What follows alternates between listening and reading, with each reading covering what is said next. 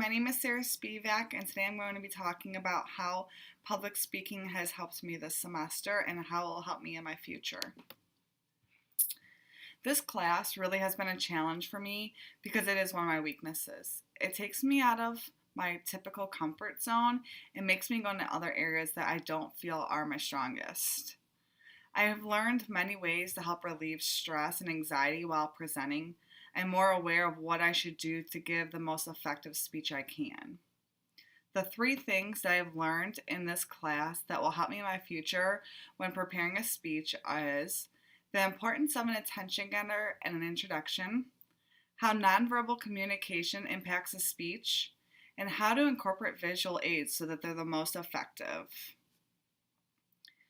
When it comes to the attention getters and the introduction, the main focus is grabbing your audience's attention from the beginning because it is important so that they want to learn more about your topic. They will be more intrigued and more prone to listening to what you have to say.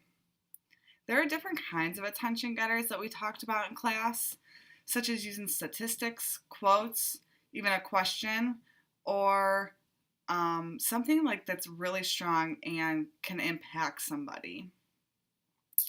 When I discussed with my classmates on how to improve attention getters, it really opened my idea of different routes you can go. Typically, I like to start with a statistic because I think it is a very powerful statement.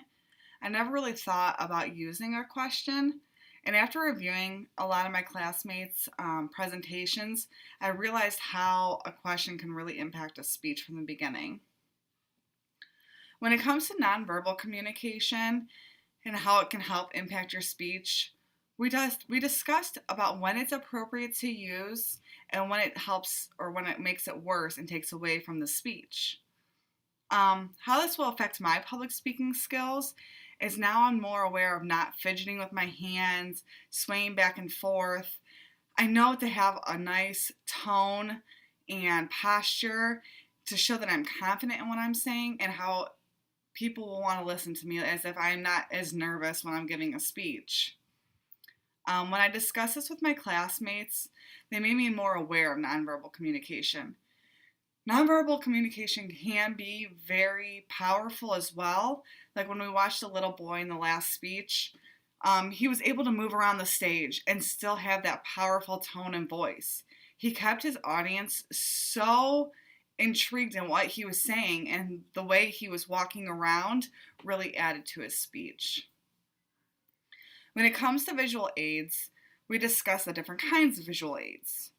For example, there are PowerPoints, drawing boards, posters, pamphlets, and handouts. Visual aids can be very beneficial for your speech if you want to reinforce something. Typically, I like to do a PowerPoint and it will show my main points. It helps me as a speaker so I know where I'm at and what I'm supposed to go to next. But in class, we discuss how it can also take away from a speech. You don't want to read directly from your PowerPoint. Your back will end up being turned from the audience. If you use handouts and pamphlets, I like to use it because when your audience leaves, they'll go back and reflect on what material you talked about. But my classmates discussed, well, how do people actually look at it when they leave? Don't they just throw it away? Is it just wasted paper? So that made me start to think, it doesn't really impact your speech as much as you think it does. I will probably think twice about using a handout and pamphlet now that I've learned that from my classmates. Overall, this class really has benefited me. It took me out of my comfort zone and made me a little bit more comfortable. I know as a future career in nursing, I'm going to have to talk to a lot of people, not just my patients, fellow classmates, or other doctors. I'm also going to have to present things. You know, my DON might come to me and be like, what's working on the floor and what's not working? And if I have an idea, she's going to want me to present that. And I will need to be comfortable with speaking, especially to someone I might not talk on a daily basis with. Overall, this was a great class. I couldn't thank you enough, and I hope you have a great semester.